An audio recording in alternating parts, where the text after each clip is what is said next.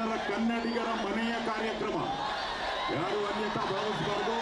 ಮನೆಯ ಕಾರ್ಯಕ್ರಮದಲ್ಲಿ ಹೇಗೆ ಭಾಗವಹಿಸ್ತೀವಿ ಅದೇ ರೀತಿ ನಾವೆಲ್ಲರೂ ಸಹ ಈ ಕಾರ್ಯಕ್ರಮದಲ್ಲಿ ಭಾಗವಹಿಸಬೇಕು.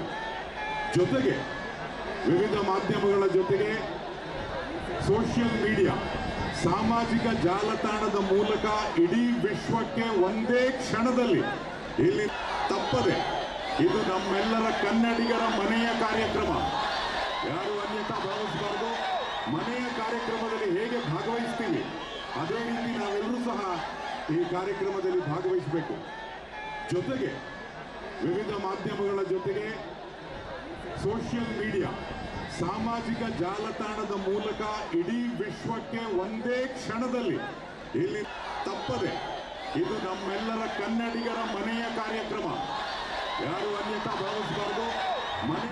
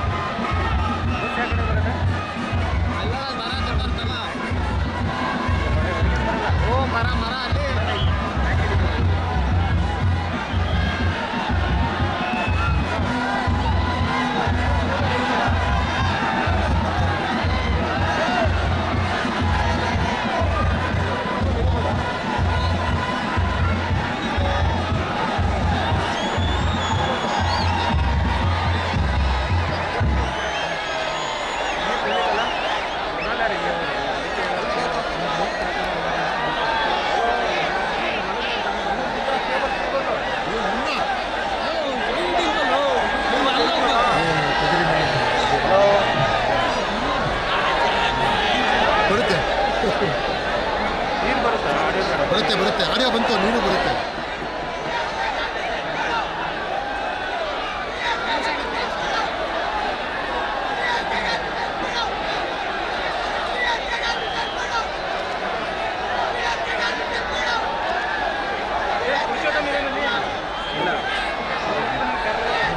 ಸೇಮ್ ಹಂಗೆ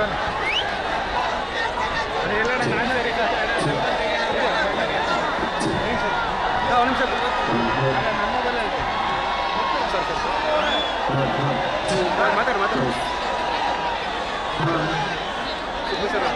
ಸರ್.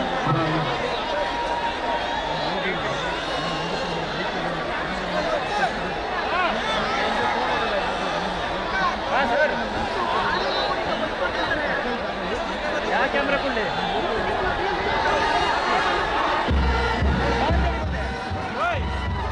ಬಂದೇ ಇಲ್ಲ.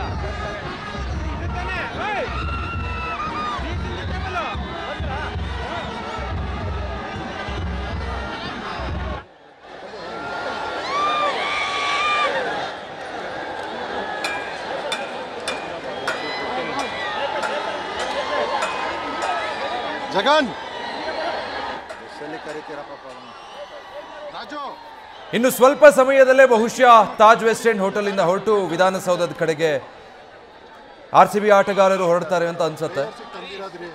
ವಿಧಾನಸೌಧದ ಹತ್ರ ಎಲ್ಲ ಸಿದ್ಧತೆಗಳಾಗಿದೆ. ಎಕ್ಸಾಕ್ಟ್ಲಿ ಕಾರ್ಯಕ್ರಮ ಎಷ್ಟೊತ್ತಿಗೆ ಶುರುವಾಗುತ್ತೆ, ಎಷ್ಟೊತ್ತಿಗೆ ಮುಗಿಯುತ್ತೆ ಅನ್ನೋದು ನೋಡಬೇಕು. ಯಾಕಂದರೆ 4 ಗಂಟೆಯಿಂದ 5 ಗಂಟೆ ಅಂತ ಅಂದ್ಕೊಳ್ಬಹುದು ಅಂತ ಗೃಹ ಸಚಿವ ಡಾಕ್ಟರ್ ಜಿ ಪರಮೇಶ್ವರ್ ಹೇಳ್ತಾ ಇದ್ರು.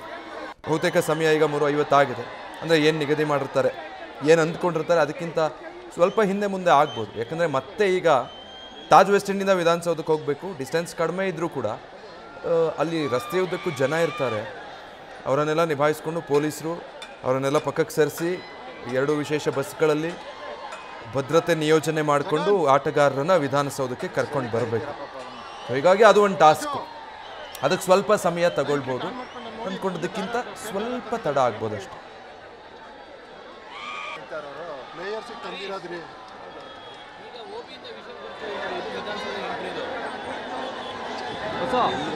ಇದು ಈಗ ಸ್ಕ್ರೀನ್ ಒಂದು ಭಾಗದಲ್ಲಿ ನೀವು ನೋಡ್ತಾ ಇದ್ದೀರಲ್ಲ ದೃಶ್ಯ, ಬಸ್ ಒಳಗಿಂದ ವಿಡಿಯೋ ಮಾಡಿರೋದು. ಅದು ನೀವು ಗಮನಿಸ್ಬೋದು. ಬಸ್ ಒಳಗೆ ಕೂತ್ಕೊಂಡು ಯಾವ ಥರ ಜನ ವೆಲ್ಕಮ್ ಮಾಡ್ತಿದ್ದಾರೆ ಕಪ್ ಗೆದ್ಕೊಂಡು ಬಂದಿರೋ RCBನ ಕಿಂಗ್ ವಿರಾಟ್ ಕೊಹ್ಲಿನ ಅಂತ ವಿಡಿಯೋ ಮಾಡಿರೋದು. ಯಾರು ಈ ವಿಡಿಯೋ ಪೋಸ್ಟ್ ಮಾಡಿರೋದು ಅಂದರೆ ಕಿಂಗ್ ಕೊಹ್ಲಿ ಅವರ ಪತ್ನಿ ಅನುಷ್ಕಾ ಈ ವಿಡಿಯೋ ಪೋಸ್ಟ್ ಮಾಡಿದ್ದಾರೆ.